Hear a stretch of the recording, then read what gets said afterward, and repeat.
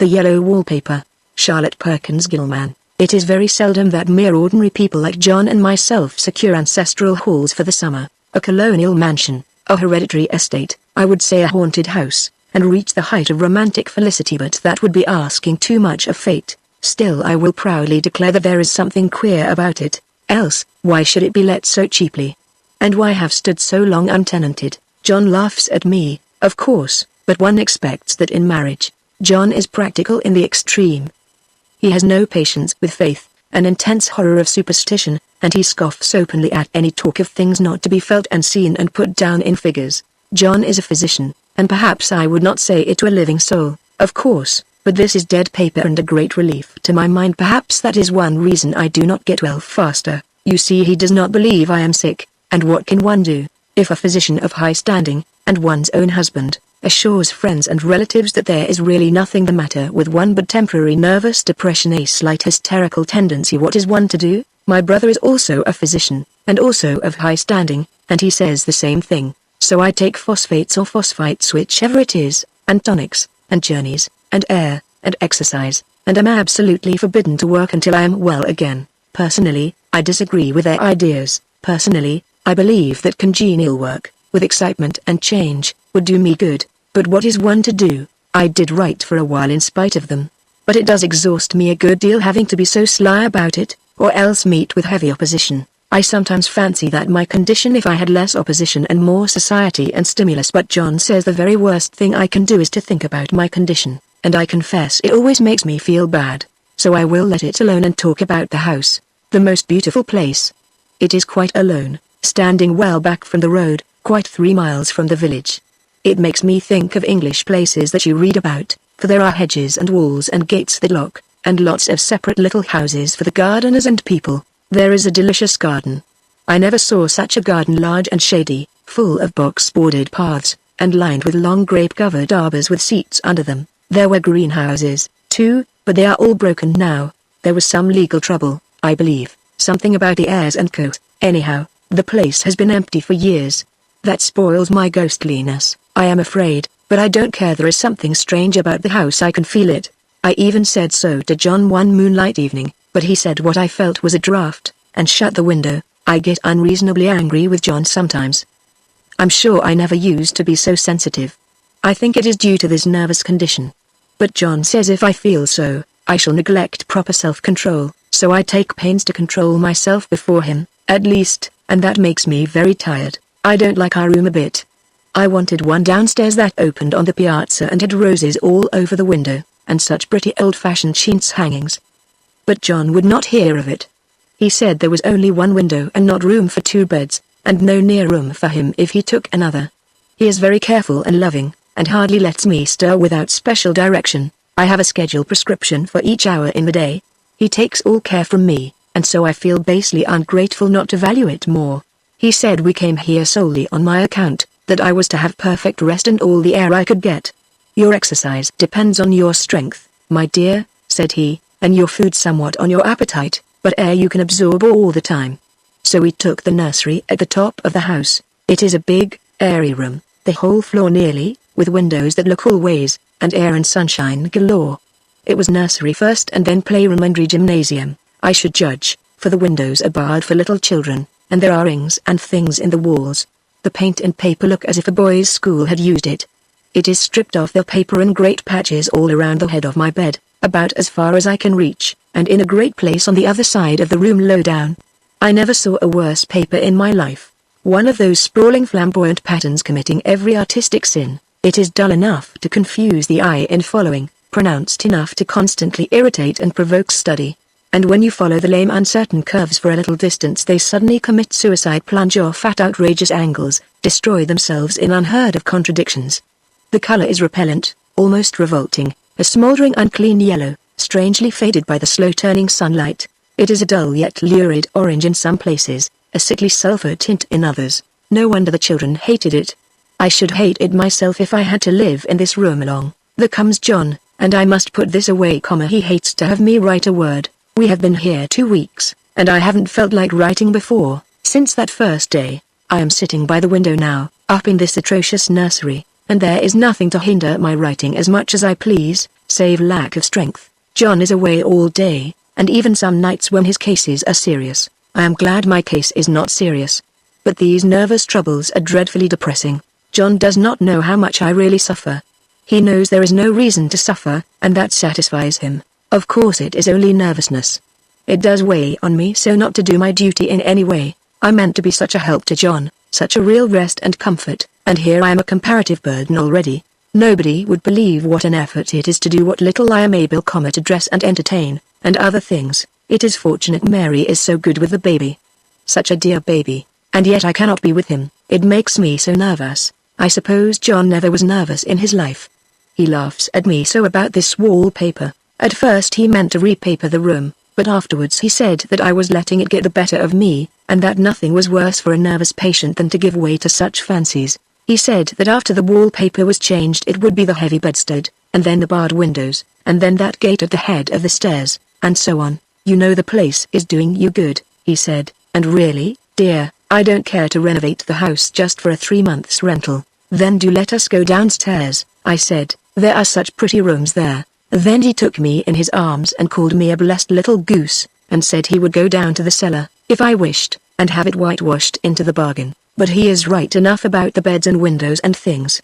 It is an airy and comfortable room as anyone need wish, and, of course, I would not be so silly as to make him uncomfortable just for a whim. I'm really getting quite fond of the big room, all but that horrid paper. Out of one window I can see the garden, those mysterious deep-shaded arbors, the riotous old-fashioned flowers, and bushes and gnarly trees. Out of another I get a lovely view of the bay and a little private wharf belonging to the estate. There is a beautiful shaded lane that runs down from the house. I always fancy I see people walking in these numerous paths and arbors, but John has cautioned me not to give way to fancy in the least. He says that with my imaginative power and habit of story-making, a nervous weakness like mine is sure to lead to all manner of excited fancies, and that I ought to use my will and good sense to check the tendency. So I try. I think sometimes that if I were only well enough to write a little it would relieve the press of ideas and rest me, but I find I get pretty tired when I try. It is so discouraging not to have any advice and companionship about my work. When I get really well, John says we will ask Cousin Henry and Julia down for a long visit, but he says he would as soon put fireworks in my pillowcase as to let me have those stimulating people about now. I wish I could get well faster. But I must not think about that. This paper looks to me as if it knew what a vicious influence it had. There is a recurrent spot where the pattern lolls like a broken neck and two bulbous eyes stare at you upside down. I get positively angry with the impertinence of it and the everlastingness. Up and down and sideways they crawl, and those absurd, unblinking eyes are everywhere. There is one place where two breadths didn't match, and the eyes go all up and down the line, one a little higher than the other. I never saw so much expression in an inanimate thing before, and we all know how much expression they have. I used to lie awake as a child and get more entertainment and terror out of blank walls and plain furniture than most children could find in a toy store. I remember what a kindly wink the knobs of our big, old bureau used to have. And there was one chair that always seemed like a strong friend. I used to feel that if any of the other things looked too fierce I could always hop into that chair and be safe. The furniture in this room is no worse than inharmonious, however, for we had to bring it all from downstairs. I suppose when this was used as a playroom they had to take the nursery things out, and no wonder. I never saw such ravages as the children have made here. The wallpaper, as I said before, is torn off in spots, and it sticketh closer than a brother. They must have had perseverance as well as hatred. Then the floor is scratched and gouged and splintered, the plaster itself is dug out here and there, and this great heavy bed, which is all we found in the room, looks as if it had been through the wars. But I don't mind it a bit, only the paper. There comes John's sister. Such a dear girl as she is, and so careful of me. I must not let her find me writing. She is a perfect and enthusiastic housekeeper, and hopes for no better profession. I verily believe she thinks it is the writing which made me sick, but I can write when she is out, and see her a long way off from these windows. There is one that commands the road, a lovely shaded winding road, and one that just looks off over the country. A lovely country, too, full of great elms and velvet meadows. This wallpaper has a kind of sub-pattern in a different shade, a particularly irritating one, for you can only see it in certain lights, and not clearly then. But in the places where it isn't faded and where the sun is just so, I can see a strange, provoking, formless sort of figure, that seems to skulk about behind that silly and conspicuous front design. There's sister on the stairs. Well, the 4th of July is over. The people are gone and I am tired out. John thought it might do me good to see a little company, so we just had Mother and Nellie and the children down for a week. Of course I didn't do a thing. Jenny sees to everything now, but it tired me all the same. John says if I don't pick up faster he shall send me to Weir Mitchell in the fall, but I don't want to go there at all. I had a friend who was in his hands once, and she says he is just like John and my brother, only more so. Besides, it is such an undertaking to go so far. I don't feel as if it was worthwhile to turn my hand over for anything, and I'm getting dreadfully fretful and querulous. I cry at nothing, and cry most of the time. Of course I don't when John is here, or anybody else, but when I am alone, and I am alone a good deal just now. John is kept in town very often by serious cases, and Jenny is good and lets me alone when I want her to, so I walk a little in the garden or down that lovely lane, sit on the porch under the roses, and lie down up here a good deal. I'm getting really fond of the room in spite of the wallpaper. Perhaps because of the wallpaper, it dwells in my mind so. I lie here on this great immovable bed, it is nailed down, I believe, and follow that pattern about by the hour. It is as good as gymnastics, I assure you.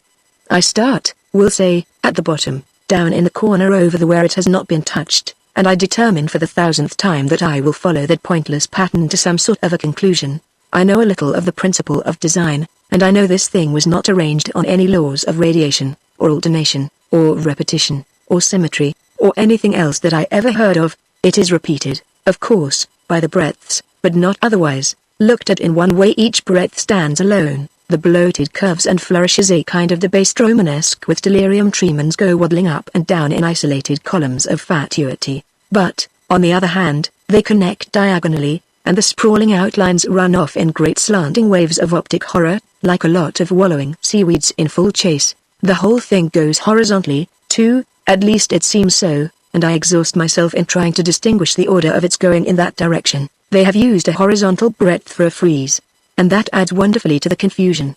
There is one end of the room where it is almost intact, and there, when the cross lights fade and the low sun shines directly upon it, I can almost fancy radiation after all, the interminable grotesques seem to form around a common center and rush off in headlong plunges of equal distraction. It makes me tired to follow it. I will take a nap, I guess. I don't know why I should write this. I don't want to. I don't feel able. And I know John would think it absurd. But I must say what I feel and think. In some way it is such a relief. But the effort is getting to be greater than the relief. Half the time now I am awfully lazy, and lie down ever so much. John says I mustn't lose my strength, and has me take cod liver oil and lots of tonics and things, to say nothing of ale and wine and rare meat. Dear John. He loves me very dearly, and hates to have me sick. I tried to have a real earnest reasonable talk with him the other day, and tell him how I wish he would let me go and make a visit to Cousin Henry and Julia. But he said I wasn't able to go, nor able to stand it after I got there, and I did not make out a very good case for myself, for I was crying before I had finished. It is getting to be a great effort for me to think straight. Just this nervous weakness, I suppose. And dear John gathered me up in his arms, and just carried me upstairs and laid me on the bed, and sat by me and read to me till it tired my head. He said I was his darling and his comfort and all he had, and that I must take care of myself for his sake, and keep well. He says no one but myself can help me out of it, that I must use my will and self-control and not let any silly fancies run away with me. There's one comfort, the baby is well and happy, and does not have to occupy this nursery with the horrid wallpaper. If we had not used it, that blessed child would have. What a fortunate escape. Why, I wouldn't have a child of mine, an impressionable little thing, live in such a room for worlds. I never thought of it before, but it is lucky that John kept me here after all. I can stand it so much easier than a baby, you see. Of course I never mention it to them any more, I am too wise, but I keep watch of it all the same. There are things in that paper that nobody knows but me, or ever will. Behind that outside pattern the dim shapes get clearer every day. It is always the same shape, only very numerous. And it is like a woman stooping down and creeping about behind that pattern. I don't like it a bit. I begin to think I wish John would take me away from here. It is so hard to talk with John about my case, because he is so wise, and because he loves me so. But I tried it last night. It was moonlight. The moon shines in all around just as the sun does. I hate to see it sometimes. It creeps so slowly, and always comes in by one window or another. John was asleep and I hated to waken him, so I kept still and watched the moonlight on that undulating wallpaper till I felt creepy. The faint figure behind seemed to shake the pattern, just as if she wanted to get out. I got up softly and went to feel and see if the paper did move, and when I came back John was awake. "What is it, little girl?" he said. "Don't go walking about like that, you'll get cold." I thought it was a good time to talk, so I told him that I really was not gaining here, and that I wished he would take me away. "Why, darling?" said he. "Our lease will be up in 3 weeks, and I can't see how to leave before. The repairs are not done at home, and I cannot possibly leave town just now. Of course if you were in any danger, I would, but you really are better, dear, whether you can see it or not. I am a doctor, dear, and I know. You are gaining flesh and color, your appetite is better, I feel really much easier about you. I don't weigh a bit more," said I, "nor as much, and my appetite may be better in the evening when you are here, but it is worse in the morning when you are away." "Bless her little heart," said he with a big hug, "she shall be as sick as she pleases. But now let's improve the shining hours by going to sleep, and talk about it in the morning." "And you won't go away?" I asked gloomily. "Why, how can I, dear? It is only 3 weeks more and then we will take a nice little trip of a few days while Jenny is getting the house ready." "Really dear, you are better.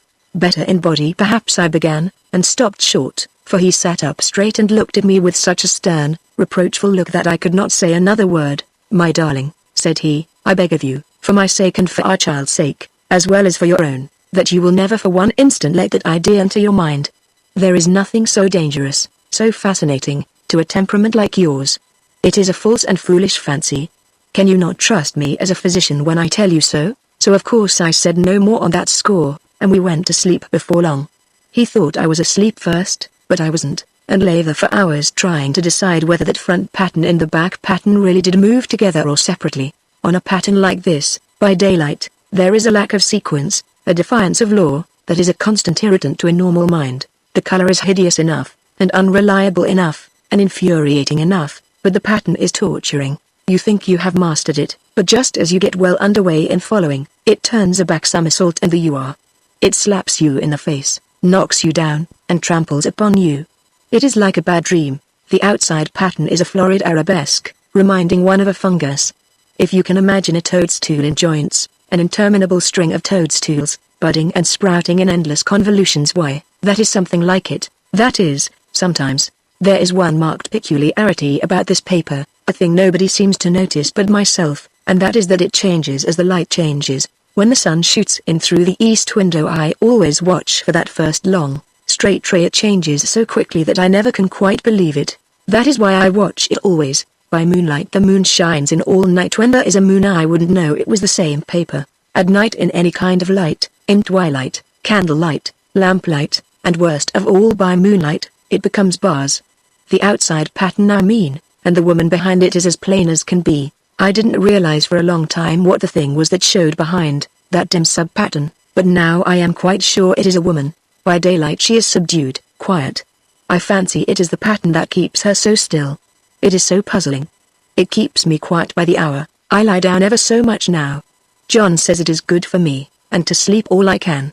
Indeed, he started the habit by making me lie down for an hour after each meal. It is a very bad habit, I am convinced, for you see I don't sleep, and that cultivates deceit, for I don't tell them I'm awake. Oh no, the fact is I am getting a little afraid of John. He seems very queer sometimes, and even Jenny has an inexplicable look. It strikes me occasionally, just as a scientific hypothesis, that perhaps it is the paper. I have watched John when he did not know I was looking, and come into the room suddenly on the most innocent excuses, and I've caught him several times looking at the paper. And Jenny too. I caught Jenny with her hand on it once. She didn't know I was in the room, and when I asked her in a very quiet voice, with the most restrained manner possible, what she was doing with the paper, she turned around as if she had been caught stealing, and looked quite angry, asked me why I should frighten her so.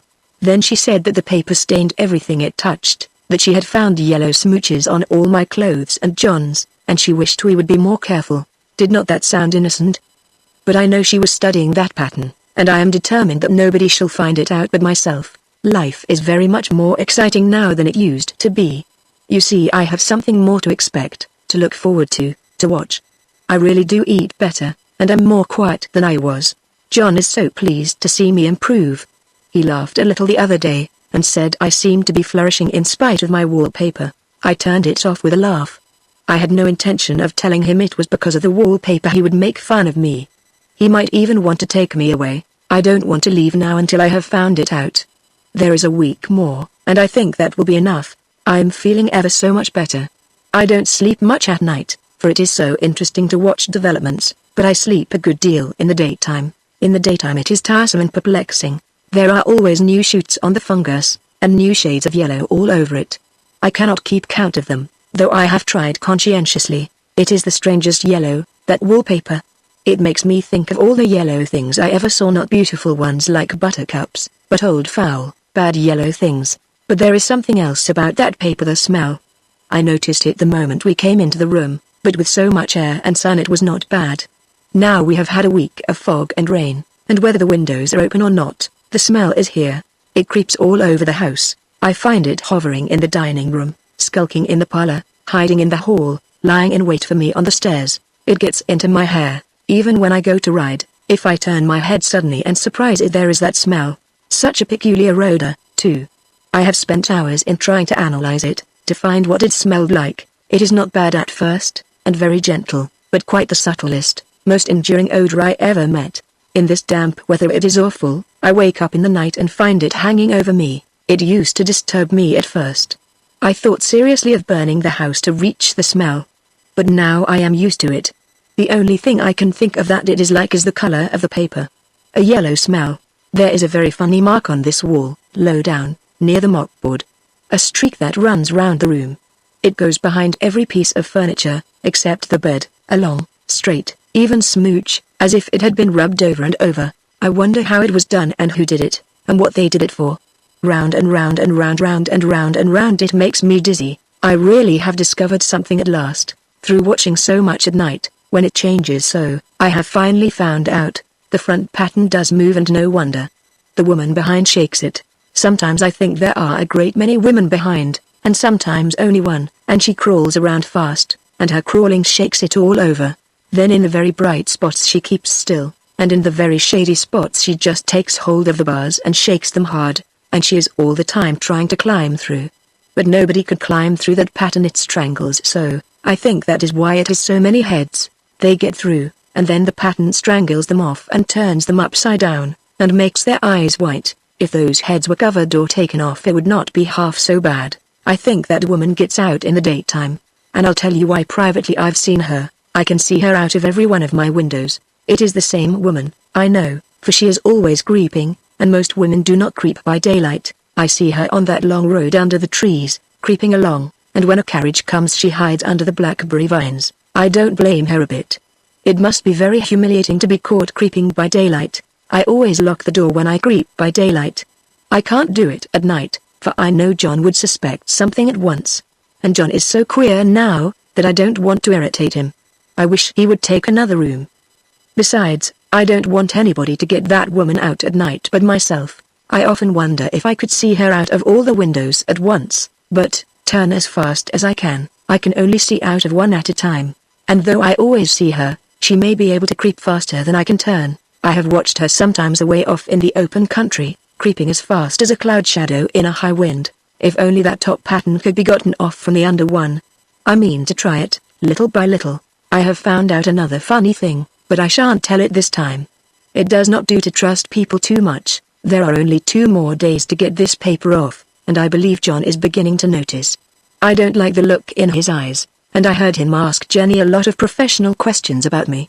She had a very good report to give. She said I slept a good deal in the daytime. John knows I don't sleep very well at night, for all I'm so quiet. He asked me all sorts of questions, too, and pretended to be very loving and kind, as if I couldn't see through him. Still, I don't wonder he acts so, sleeping under this paper for 3 months. It only interests me, but I feel sure John and Jenny are secretly affected by it. Hurrah! This is the last day, but it is enough. John is to stay in town overnight, and won't be out until this evening. Jenny wanted to sleep with me, the sly thing. But I told her I should undoubtedly rest better for a night all alone. That was clever, for really I wasn't alone a bit.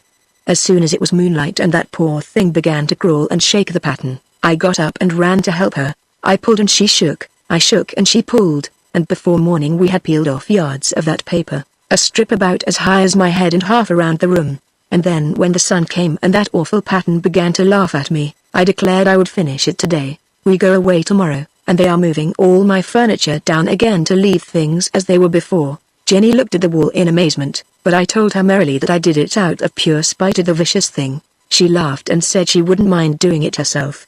But I must not get tired. How she betrayed herself that time. But I am here, and no person touches this paper but me, not alive. She tried to get me out of the room, it was too patent. But I said it was so quiet and empty and clean now that I believed I would lie down again and sleep all I could, and not to wake me even for dinner I would call when I woke. So now she is gone, and the servants are gone, and the things are gone, and there is nothing left but that great bedstead nailed down, with the canvas mattress we found on it. We shall sleep downstairs tonight, and take the boat home tomorrow. I quite enjoy the room. Now it is bare again. How those children did tear about here. This bedstead is fairly gnawed. But I must get to work. I have locked the door and thrown the key down into the front path. I don't want to go out, and I don't want to have anybody come in, till John comes. I want to astonish him. I've got a rope up here that even Jenny did not find. If that woman does get out, and tries to get away, I can tie her, but I forgot I could not reach far without anything to stand on. This bed will not move. I tried to lift and push it until I was lame, and then I got so angry I bit off a little piece at one corner, but it hurt my teeth. Then I peeled off all the paper I could reach standing on the floor. It sticks horribly and the pattern just enjoys it. All those strangled heads and bulbous eyes and waddling fungus growths just shriek with derision. I am getting angry enough to do something desperate. To jump out of the window would be admirable exercise, but the bars are too strong even to try. Besides, I wouldn't do it. Of course not. I know well enough that a step like that is improper and might be misconstrued. I don't like to look out of the windows, even there are so many of those creeping women, and they creep so fast. I wonder if they all come out of that wallpaper as I did, but I am securely fastened now by my well-hidden rope. You don't get me out in the road there. I suppose I shall have to get back behind the pattern when it comes night, and that is hard. It is so pleasant to be out in this great room and creep around as I please. I don't want to go outside. I won't, even if Jenny asks me to. For outside you have to creep on the ground, and everything is green instead of yellow.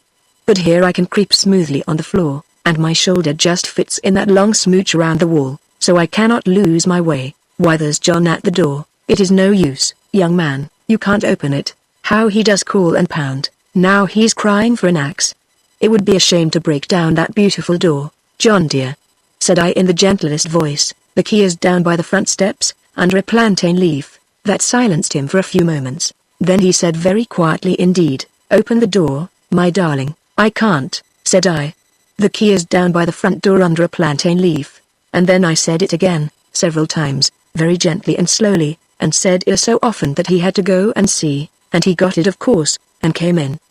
He stopped short by the door. What is the matter? He cried. For God's sake, what are you doing? I kept on creeping just the same.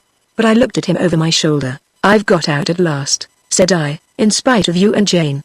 And I've pulled off most of the paper, so you can't put me back. Now why should that man have fainted? But he did, and right across my path by the wall, so that I had to creep over him every time.